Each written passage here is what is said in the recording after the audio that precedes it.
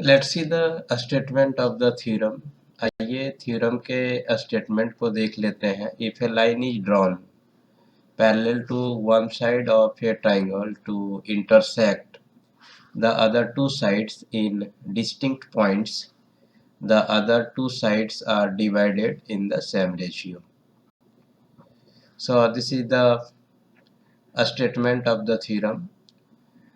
ये थ्योरम कहता है कि यदि किसी ट्राइंगल के एक साइड के पैरेलल में एक लाइन ड्रॉ किया जाए तो अदर साइड को जिस डिस्टिंक्ट पॉइंट पर इंटरसेक्ट करेगा वे पॉइंट अदर साइड को सेम रेशियो में डिवाइड करेगा। सो this is the statement of this theorem. Let's see.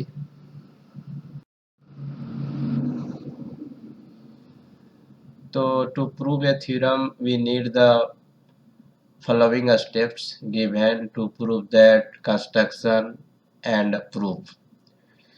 Out of these four steps construction is the optional. In some theorem we need the construction, in some theorem we do not need the construction, that is depend upon the theorem. तो किसी theorem को prove करने के लिए हम लोगों को चार स्टेप्स का जरूरत पड़ता है।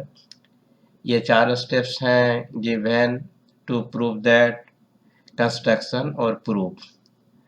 कंस्ट्रक्शन जो है आपका ऑप्शनल है, कहीं कहीं इसका ज़रूरत होता है, कहीं कहीं इसका ज़रूरत नहीं होता है। ये आपके थ्योरम के नेचर पर डिपेंड करता है। तो लेट्स सी इस थ्योरम में हमको क्या है वो देख लेते हैं। तो in this theorem we have a triangle, this is the figure of a triangle. So A B C, so ABC is a triangle and this triangle is given। तो ABC आपका एक ट्राइंगल है और ये ट्राइंगल आपका theorem में दिया हुआ है। दिस इज ए लाइन, एक लाइन है, name the line is L। इस लाइन का नाम L है, which intersect AB at D and AC at E। So a line is drawn parallel to BC which is intersect AB at D and AC at E। तो ये line आपका L जो है BC के parallel में है और AB को D पर इंटरसेक्ट कर रहा है और AC को E पर इंटरसेक्ट कर रहा है। इस थ्योरम में यही दिया हुआ है। लेट टू प्रूव दैट, इस थ्योरम में हम लोगों को प्रूव करने के लिए बोल रहा है AD by DB equal to AE by EC। AD by DB equal to AE by EC। Hope that there is no problem to understand up to this step। इस स्टेप तक समझने में कोई दिक्कत नहीं हुआ होगा। In this theorem we need the construction, so see the construction। इस थ्योरम में हम लोगों को कंस्ट्रक्शन का जरूरत पड़ेगा। We join B to E को ज्वाइन कर दिए, join C to D, C और D को ज्वाइन कर दिए and E M perpendicular draw कर दिए AB पर एंड DN परपेंडिकुलर ड्रॉ कर दिए हैं AC पर। So let's see the written statement. Join B to E and C to D, draw EM perpendicular on AB and DN perpendicular on AC। तो this is the construction, यही construction था। Construction में B से E को join कर दिए हैं और C से D को भी ज्वाइन किए हैं। EM परपेंडिकुलर ड्रॉ कर दिए हैं AB पर और DN परपेंडिकुलर ड्रॉ कर दिए हैं AC पर। अब इसके प्रूफ को देख लेते हैं। Let's see the proof.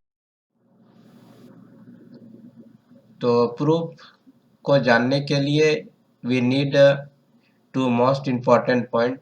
इस थ्योरम को प्रूफ करने के लिए हमको दो मोस्ट इम्पॉर्टेंट पॉइंट के बारे में जानकारी होना चाहिए। First one, what is the formula to find out the area of a triangle.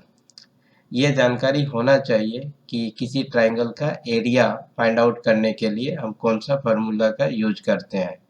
यदि बेस और एल्टीट्यूड दिया हुआ है तो then we know that the area of a triangle equal to 1/2 base into altitude. तो हम जानते हैं कि किसी ट्राइंगल का जो एरिया होता है वो होता है 1/2 बेस इंटू एल्टीट्यूड। दूसरा मोस्ट इम्पॉर्टेंट पॉइंट जो हम लोग ऑलरेडी क्लास 9 में स्टडी कर चुके हैं वो ये है कि दो फिगर्स का एरिया जो है सेम होता है यदि उसका बेस कॉमन हो और वो दो पैरेलल लाइन के बीच में लाई करता है। तो अगर यहाँ पर देखें तो ये डी और बी सी पैरेलल लाइन है और बी डी ई और सी डी ई का कॉमन बेस है ये दोनों ट्राइंगल का। तो it means that according to this one area of B D E is equal to the area of C D E और रीजन वही हो जाएगा। Both triangle have common base D and lies between parallel line D and B C. तो ये अगर दो जानकारी है तो इस थ्योरम को काफ़ी आसानी से प्रूव किया जा सकता है। तो let's see we find out the area of the triangle A D E when E M is the perpendicular on A B. तो निकालते हैं आपका area of the triangle A D E. Recall कर देते हैं फार्मूला को 1/2 आपका base into altitude. तो यहाँ पर बेस आपका हो जाएगा ए डी और एल्टीट्यूड आपका हो जाएगा ई एम। फिर से निकाल देते हैं हम लोग यहाँ पर एरिया ऑफ बी डी ई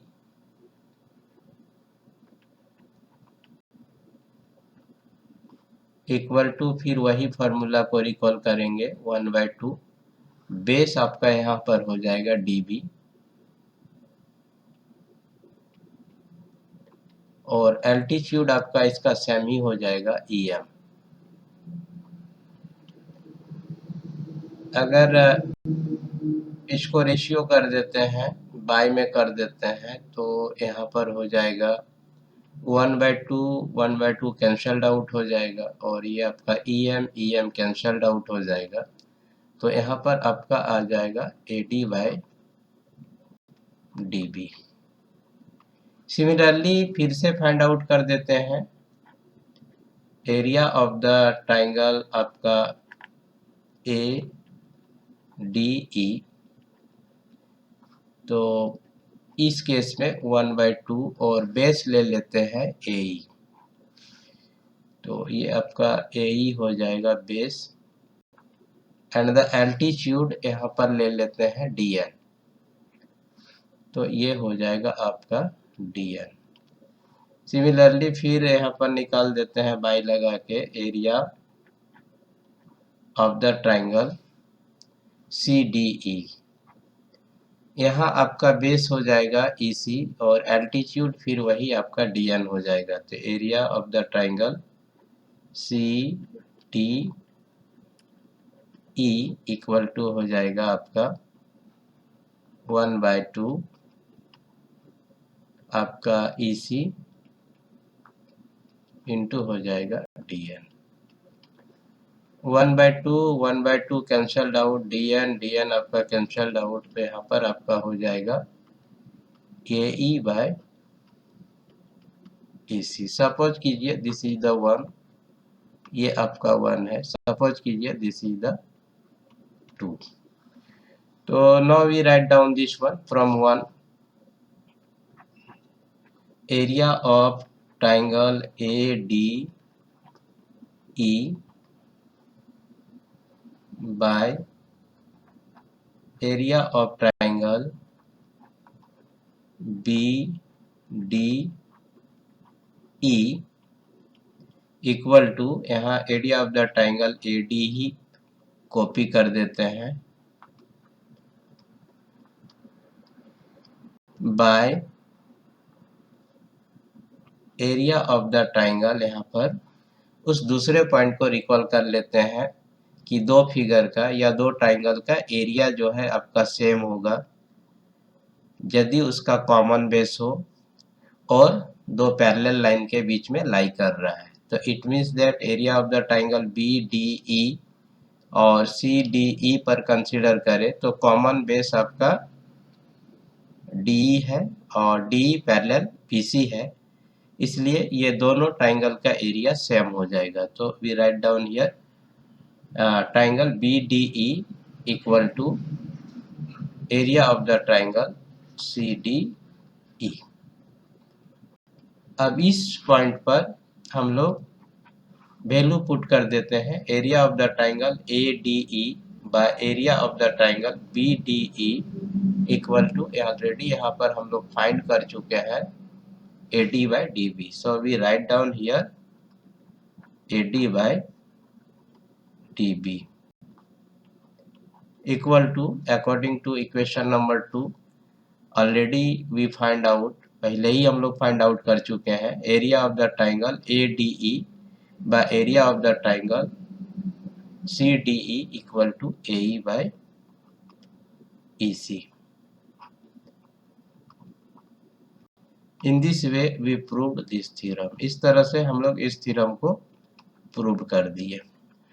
तो during the proof of this theorem I have used both Hindi and English languages, so this class will be useful to the medium of Hindi students as well as the English students। तो हिंदी और English medium वाले student को ये class उपयोगी हो, इसी के लिए मैंने हिंदी और अंग्रेजी भाषा का यहाँ प्रयोग किया।